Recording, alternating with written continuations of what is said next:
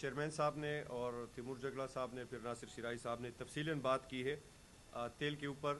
میں صرف کچھ اسٹیٹسٹک چیزیں آپ کے سامنے رکھتا ہوں. ایک تو یہ ہے کہ بنیادی طور پر تیمور بھائی نے اس کا ذکر کیا, اور یہ میں تیمور بھائی آپ کے اس میں بھی توجہ چاہتا ہوں کہ یہ جو ابھی تک آئی ایم ایف کے ساتھ یہ سب سے پورسٹ سٹاف لیول نیگوسیشنز ہوئے ہیں آئی ایم ایف کے ساتھ. یہ ایکسپریس ٹریبیون نے خود لکھا ہے, ان کا ایڈیٹوریل یہ لکھتا ہے کہ یہ پاکستان کی تاریخ کے سب سے پورسٹ انہوں نے جو وہ کیا ہے, اور یہ سب سے ورسٹ فیول کرائسس ہے سنس 1973.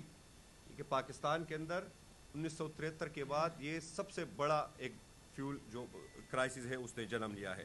اور یہ صرف اس طرح نہیں ہے کہ بس آ کے آپ ایک دن بیان کر دیتے ہیں کہ اتنا ہائی ہوئی. یہ فیلئر ہے. فیلئر کس لیے؟ پولیٹیکل لوگوں کا جو سو کارڈ اس وقت ہمارے اوپر مسلط ہے, ان کا فیلئر, اور پھر بیوروکریٹک فیلئر ہے. اس میں اگر آپ دو بندوں کو سب سے زیادہ ذمہ دار ٹھہرائیں گے تو ایک سو کارڈ وزیر اعظم ہے اور پھر ان کا وزیر خزانہ ہے.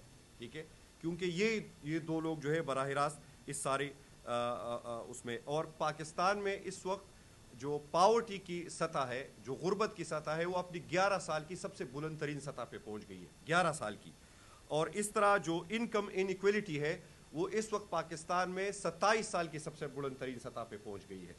اور اس میں ایک اور بھی بات ہے, جس طرح ناصر شیرائی صاحب نے اس کا اشارہ بھی کیا, انہوں نے ایک اور اینگل میں اس کی بات کی. میں تھوڑا اس کو ایک اور اینگل میں ایلابوریٹ کروں گا کہ آپ یہ کہتے ہیں کہ ہم امریکہ کے اتحادی ہیں, بڑے فخر سے کہتے ہیں, نوبل پرائز کے لیے بھی ان کو نامزد کرتے ہیں, باقی بھی آپ ہر چیز میں فخر سے ان کا نام لیتے ہیں, ہر وقت ان کے لیے تالیاں بجاتے ہیں. تو پھر آپ کو لیوریج لینا چاہیے تھا, جس طرح انڈیا نے لیوریج لی ہے. انڈیا نے لیوریج لی ہے اس کے رشیا کے تیل کے اوپر. ٹھیک ہے, بہت سارے ملکوں نے کنسنسس لیا امریکہ سے مل کے, ان کے اپنی جو دوستی ہے اس کو بنیاد بنا کر. تو ہم آپ سے پھر پوچھنا چاہتے ہیں کہ آپ کے امریکہ کے ساتھ یہ کس طرح کی دوستی ہے جس کو آپ اپنے حق میں استعمال نہیں کر سکتے, پاکستان کے انٹرسٹ میں استعمال نہیں کر سکتے. تو اس کا تو پھر یہی وہ ہوا کہ یہ جو سو کارڈ آپ کی ان کے ساتھ ہے یہ صرف اپنی ذات کی حد تک ہے, اور جہاں پہ جو ایک نقشہ انہوں نے کھینچا ناصر بھائی نے کہ غلام اور آزاد قوموں کی پہچان, تو پھر اسی زمرے میں وہ چیزیں آتی ہے. اس کا پھر عام آدمی سے کوئی لے نہیں ہے. اور یہ ایسے وقت میں یہ اضافہ ہو رہا ہے جو سو کارڈ کفایت مہم کا بھی, جس پہ تیمور بھائی نے تفصیلاً بات کی. لیکن اس دورانیے میں جو ٹاپ بیوروکریٹس ہیں ان کے لیے 2800 سی سی کی نئی گاڑیاں منگوانا, پھر چیئرمین سینٹ کے لیے اس طرح کی نئی گاڑیاں منگوانا, تو آپ عام آدمی کو کیا میسج دے رہے ہیں کہ بھئی ہم آپ سے لا تعلق ہے, ہم نے یہ بوجھ آپ کے اوپر ڈالا ہے, ہمارا اس سے کوئی لینا دینا نہیں ہے. سب سے پہلے تو ان کو اس تحریک تحفظ یعنی پاکستان روز اول سے یہ مطالبہ کرتے آ رہی ہے کہ پاکستان آج جن ہم جہد بحرانوں کا شکار ہے, یہ مسلط کردہ حکومت اس کا مقابلہ نہیں کر سکتی ہے, ان کے اندر وہ سکت ہی نہیں ہے, ان کو فوراً اس کے اوپر مستعفی ہونا چاہیے. ٹھیک ہے, اور یہ اس کا پاکستان کے مسائل کا حل بھی یہی ہے کہ اس وقت اگر ملک میں آزادانہ اور منصفانہ انتخابات ہوتے تو پھر دیکھی جائے گی کہ یہ لوگ کہاں کھڑے ہیں, اور ہم عوام کی نظر میں پاکستان تحریک انصاف یا تحریک تحفظ پاکستان میں شامل جماعتیں وہاں پہ کھڑی ہے. Let the people decide. یہ تو زور اور زبردستی سے جو جکڑا ہوا سسٹم ہے یہ مزید پاکستان کی بنیادوں کو بھی کھوکھلا کر رہا ہے. عوام کے اندر جو ایک خدا نہ خواستہ اگر یہ لاوا پٹ پڑا تو پھر کسی کے کنٹرول میں بھی نہیں ہوگا.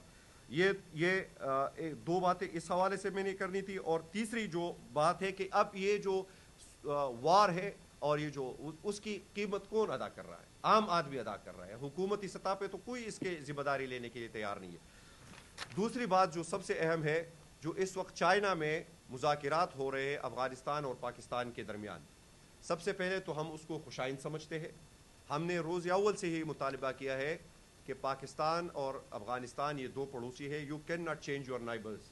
ٹھیک ہے, یہ ایک مسلمہ حقیقت ہے, اور پاکستان اور افغانستان کے بیچ جو رشتے ہیں اس کو بھی آپ ختم نہیں کر سکتے. تو بہتر بات یہ ہے کہ ٹیبل کے اوپر بیٹھ کر, اور پھر چین جیسا دوست جس کے اوپر آپ کو بھی اعتماد ہے, افغانستان کو بھی اعتماد ہے, تو ہم اس پریس کانفرنس کے توسط سے ہمارا مطالبہ یہ ہوگا کہ امن کو موقع دینا چاہیے, سنسیریٹی کے ساتھ یہ مذاکرات ہونے چاہیے, خلوص نیت کے ساتھ ہونے چاہیے. اور یہ جو پچھلے ایک مہینے کے اندر ہمارا اور افغانستان کے اندر جو معاملات خراب ہوئے, آئی تھنک اس کو ایک فل سٹاپ لگنی چاہیے.